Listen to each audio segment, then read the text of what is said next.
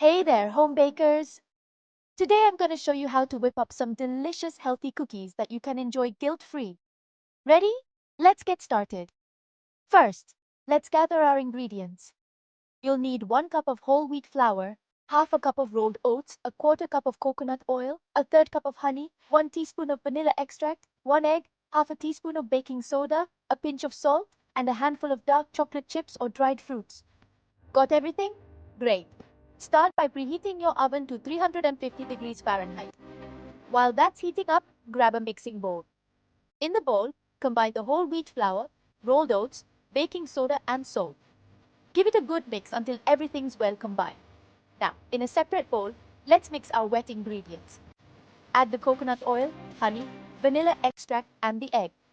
Whisk it all together until smooth. Make sure the honey and oil are fully blended for the best texture. Next, pour the wet ingredients into the dry ingredients.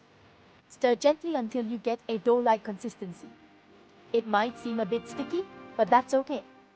Now, fold in your dark chocolate chips or dried fruits. This is where you can get creative. Feel free to add nuts or seeds if you like. Time to shape our cookies. Scoop out small portions of dough, about a tablespoon each, and place them on a baking sheet lined with parchment paper. Make sure to leave a bit of space between each cookie, as they will spread a little while baking.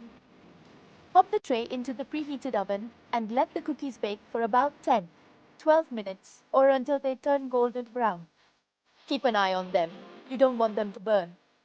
Once they're done, take them out and let them cool on the baking sheet for a few minutes before transferring them to a wire rack. This helps them set and get that perfect chewy texture. And there you have it, healthy homemade cookies ready to enjoy. These cookies are perfect for a snack, and they're packed with wholesome ingredients. Plus, they're super easy to make. I hope you give this recipe a try and let me know how they turn out. Happy baking, everyone! Thanks for watching.